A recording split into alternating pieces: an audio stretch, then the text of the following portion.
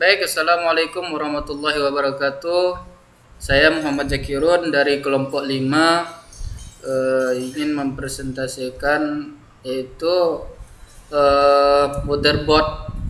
Jadi yang perlu kita ketahui yang pertama, motherboard itu adalah papan sirkuit utama pada komputer yang berfungsi sebagai tempat menghubungkan, mengatur, dan mengembalikan seluruh komponen komputer seperti prosesor, CPU, RAM, hard disk, kartu grafis, dan perangkat lainnya agar dapat bekerja bersama secara terkoordinasi. Dan untuk bagian motherboard itu terbagi menjadi 23 bagian. Jadi yang bagian pertama yaitu CPU socket. Apa itu CPU socket? Tempat memasang prosesor CPU. CPU adalah otak komputer yang mengolah semua perintah. Yang kedua yaitu RAM slot. Apa itu RAM slot? RAM slot adalah untuk memasang RAM, memori utama yang menyimpan data sementara saat komputer berjalan. Dan yang ketiga yaitu ada FDD connector. Apa itu FDD connector? FDD connector adalah untuk floppy disk drive, media penyimpanan lama. Dan yang keempat, primary dan slave ID connector.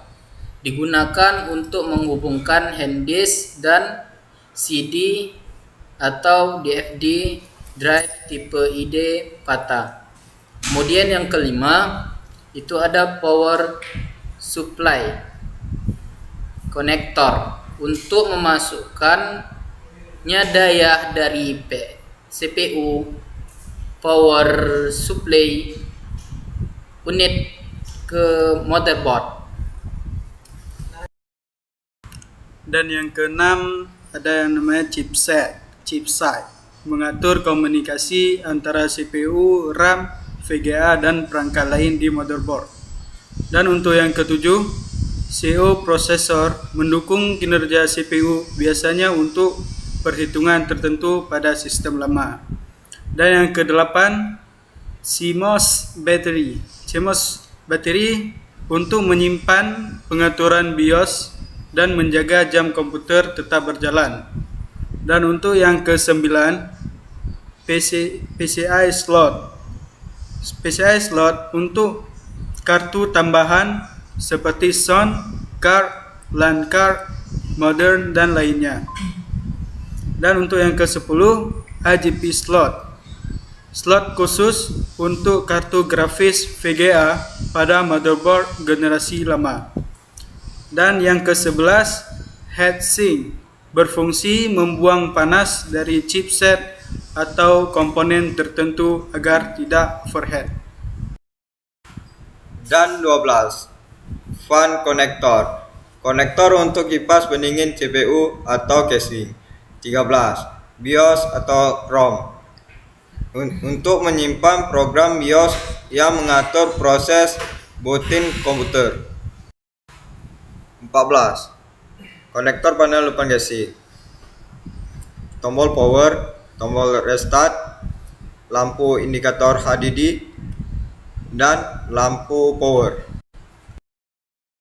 15, PS2 keyboard port untuk keyboard PS2. 16, PS2 mouse port untuk mouse PS2. 11, USB port universal untuk flash disk, mouse, keyboard, printer, dan lain-lain. 18, parallel port digunakan untuk printer lama.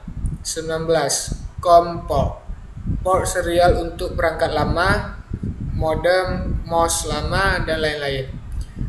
20, VGA port untuk menghubungkan monitor. Selanjutnya ada audio port untuk headset, speaker, dan mikrofon.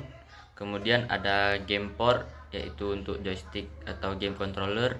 Kemudian ada condenser atau kapasitor, yaitu untuk menyimpan dan menstabilkan arus listrik agar komponen aman.